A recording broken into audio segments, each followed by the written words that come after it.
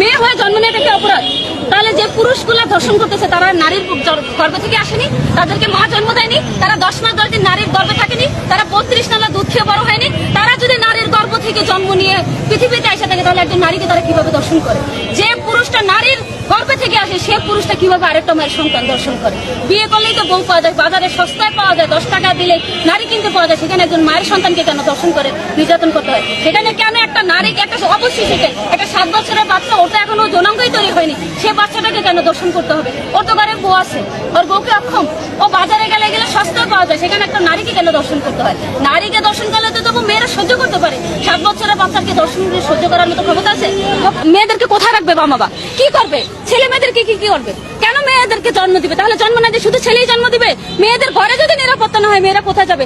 বাংলাদেশের আইন কেন এখনো ব্যর্থ? কেন স্বরাষ্ট্রমন্ত্রী আজও আসতে পারল না লামিসার বাবার সাথে দেখা করতে?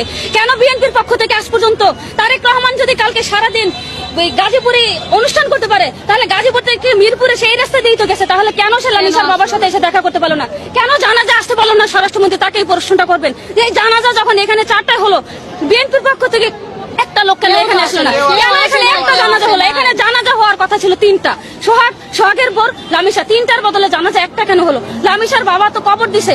আমার ইচ্ছা ছিল এই লাশটা ফ্রিজিং করে যতক্ষণ ওই ছেলেটাকে এখানে আনা না হয়েছে ততক্ষণ এই লাশটা এখানে রাখা উচিত ছিল, রাখা পদে বিয়ে তারেক রহমানকে স্বয়ং এখানে আনা উচিত ছিল। তো কেন আসিয়া হত্যার বিচার এখনো হলো না? তখন না অন্তর্বর্তী সরকার ছিল, এখন তো নির্বাচিত সরকার, জনগণের ভোটে নির্বাচিত সরকার, কেন জনগণের বিচার পাবে না?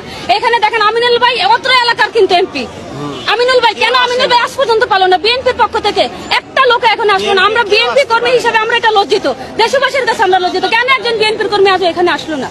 কেন আমিনুল ভাই এখানে আসলো না? কেন স্বরাষ্ট্রমন্ত্রী আসলো না? প্রধানমন্ত্রীর পক্ষ থেকে একটা লোক কেন এখানে সান্ত্বনা বার্তা দেওয়ার জন্য আসলো না? একটা শিশুকে এইভাবে দর্শন করছে। আমরা চাই আগামী 24 ঘন্টার ভিতরে আসামিকে এখানে নিয়ে আসা হোক, এখানে ওকে আমরা জনগণ নিজের হাতে বিচার করবো। ওরা অন্তত একটা চট দিয়ে হলো আমরা এখানে বিচার করতে চাই। আমরা চাই না আইনের কোনোদিনও বিচার হবে না। আমি বাংলাদেশ সরকারকেও চ্যালেঞ্জ করতেছি, আমি স্বরাষ্ট্রমন্ত্রীকেও চ্যালেঞ্জ করতেছি, আমি আইনমন্ত্রীকেও চ্যালেঞ্জ করতেছি। উনি অ্যাটর্নি জেনারেল হোক, আমি ওনাকে চ্যালেঞ্জ করতে পারি। আমি একজন আইনের স্টুডেন্ট, আমি জানি কখনোই এটা হবে না, বাংলাদেশে বিচার হবে না। ওকে আমাদের হাতে তুলে দেওয়া হোক, আমরা বিচার করতে। তেলের ভোগান্তিতে ক্লান্ত? এখনই কিনুন রাইডো, এক চার্জে চলুন 100 কিলোমিটার পর্যন্ত। আমরা জাস্টিসটা আমরা এটাই চাই, এখানে তুলে দেওয়া সরকারের কাছে জাস্টিস চাই না, আমাদের হাতে তুলে দেন।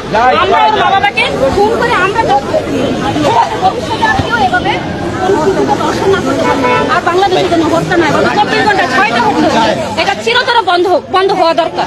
এটা স্বরাষ্ট্রমন্ত্রীর ব্যর্থতা, বিএনপির ব্যর্থতা, তারেক রহমানের ব্যর্থতা, আইনমন্ত্রীর ব্যর্থতা, বাংলাদেশের বিচার ব্যবস্থার ব্যর্থতা। যদি না হতো, বাংলাদেশের যদি সঠিক বিচার ব্যবস্থা থাকতো, এখন তো ঈদের বন্ধ না, রবিবার থেকে কোর্ট বন্ধ। আজকে পর্যন্ত ফাঁসি দেওয়া কার্যকর করার সুযোগ আছে।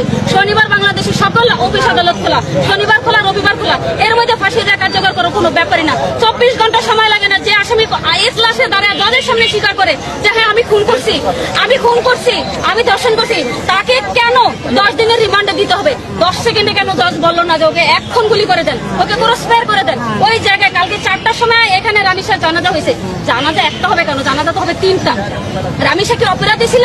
তাকে যেভাবে খুন করা হয়েছে সোহাগকে সেভাবে খুন করা হোক, সোহাগকে সেভাবে মৃত্যুদণ্ড দেওয়া হোক। আমার কথা হচ্ছে এদেশে প্রকাশ্যে ধর্ষণকারীকে অন্য কথা না, যেখানে ধর্ষণ হবে সেখানে খুন হবে, যে বাসায় ধর্ষণ হবে সে বাসার সামনে খুন হবে।